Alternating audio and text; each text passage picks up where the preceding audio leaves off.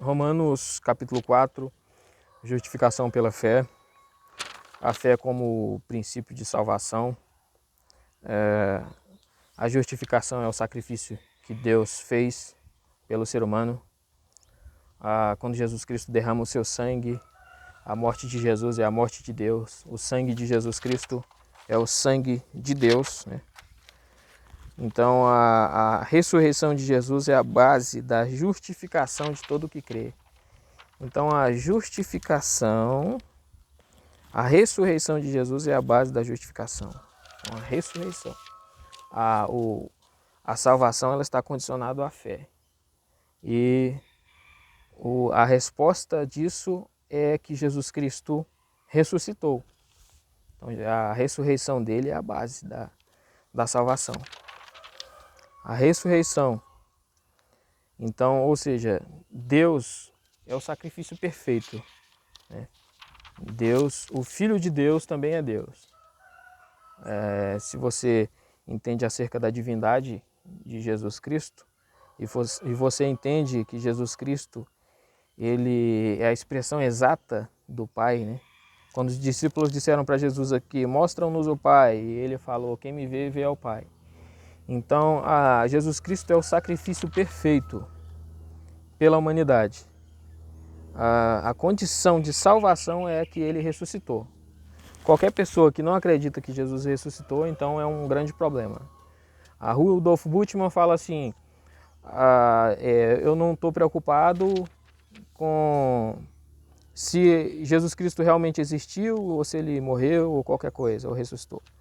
O que importa para mim é o que a Bíblia, a fé nessa palavra trouxe, né, de novo para o mundo, fez com que o mundo se tornasse melhor, se tornasse mais amoroso. Então, quer dizer, então a fé, ela é a base. Se Jesus Cristo não morreu e não ressuscitou, como diz o apóstolo Paulo, levam a vossa fé. Então, a morte e ressurreição de Jesus Cristo é a base da salvação.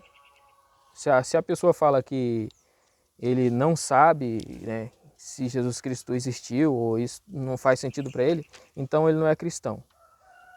Porque a base está na ressurreição, na morte e ressurreição de Cristo. Se Jesus Cristo não morreu e não ressuscitou, é vã a vossa fé. Então, está perdendo tempo no cristianismo, achando que está salvo por causa de uma história qualquer, né? Então ele pode ler Rapunzel, ou ele pode ler qualquer historinha que seja lá dos Sumérios, né?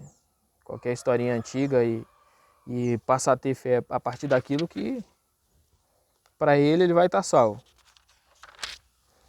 Então a condição da salvação é a fé. Os judeus trazendo a lei muito tempo, então a lei ela deixou de ser uma coisa mediante a fé em Deus e passou a ser a lei deixou de ser fé e passou a ser legalismo.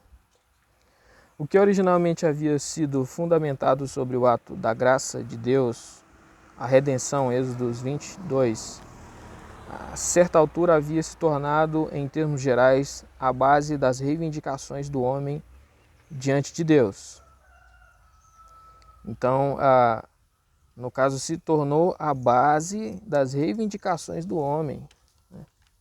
Então, o que o apóstolo Paulo fala aqui, a salvação não é por mérito para que ninguém se glorie. Então, o homem passa a ter mérito de salvação diante de Deus, não pela fé, mas por causa dos padrões religiosos que ele segue. Explicações adicionais fizeram dela um fardo que aleijava um judeu escrupuloso como Paulo, um fardo que se tornava cada vez mais pesado pela falta de espontaneidade, de alegria e sentimento de alternativa bondosa de Deus. Paulo ataca a lei em virtude do legalismo. Então, o ser legalista, né, que era o próprio apóstolo Paulo era um legalista. Então aí quando ele encontra com Jesus Cristo e ele passa a entender que tudo que foi prometido no Antigo Testamento acerca de Jesus Cristo se cumpriu em Cristo, o próprio Jesus Cristo fala que os escritos de Moisés falavam acerca dele, acerca de Jesus. Então, quando o apóstolo Paulo passa a entender isso, é quando ele vê que ele era um legalista. E ele passa a ensinar contra o seu próprio povo, que também era legalista, que quer se chegar a Deus através da lei e acha que aquilo é um mérito, que ele tem direito à salvação. Abraão possui a justificação pela fé. Na sua mente, Paulo está argumentando contra os judeus, seus patrícios, como fizeram judeus posteriores. Esses provavelmente citaram Gênesis 26:5 como base de sua afirmação de que a obediência de Abraão à lei o tornou aceitável diante de Deus. Versículo 3. Mas as Escrituras dão uma resposta diferente aqui em Gênesis 15:6. Justiça é um relacionamento correto com Deus, conferido pelo senso divino de aprovação. Então, a justiça perante Deus é um relacionamento que você tem com Deus.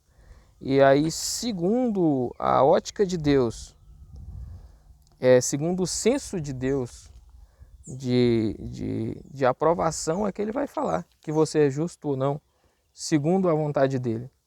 E a forma de Deus declarar alguém justo é mediante o sacrifício de seu filho na cruz do Calvário. Essa é a única forma dele declarar que alguém é justo.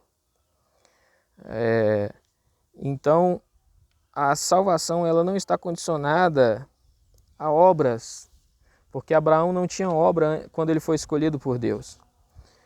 Não está condicionada à circuncisão, porque o apóstolo Paulo também não era circuncidado quando ele foi escolhido por Deus. E também não está condicionado à lei, porque a lei veio a partir de Moisés, muito depois de Abraão. Então, se a salvação estivesse condicionada à lei, Moisés, Deus teria começado a história em Moisés e não em Abraão. A história de salvação. Deus não começou em Moisés. Deus começou em Abraão. Moisés, ele pinta todo um quadro ali quando ele faz o tabernáculo, quando ele cria todos aqueles símbolos, quando ele faz cada coisa que Deus fala aqui, essa porta vai ter tantos metros, o templo tem tantos metros, né? Quando Deus dá a base de tudo que vai ser, passo a passo, de como será o tabernáculo, ali Deus está revelando algo que ele faria no futuro, que se confirma em Jesus Cristo, e que fala lá em Hebreus que Jesus Cristo ele entrou em um tabernáculo não feito por mãos humanas. Então aí tudo aquilo que o Moisés faz se cumpre em Jesus Cristo. Agora a fé, a salvação, ela está condicionada à fé em Jesus Cristo, à fé em Deus. A mesma fé que um gentio tem hoje e que ele é salvo mediante a fé, é a fé que Abraão também teve naquela época. Que Abraão não conhecia a verdade e quando Deus chama Abraão, fala com Abraão, como o Salmo 23, o Salmo davídico fala que eu não sei se é o Salmo 23, mas é um dos salmos que fala que a ovelha, ela ouve a voz do seu pastor e ela conhece a voz do pastor. Que ela não ouve a voz de nenhum estranho, nenhum pastor estranho. Ele ouve a voz do seu pastor e obedece à voz do seu pastor.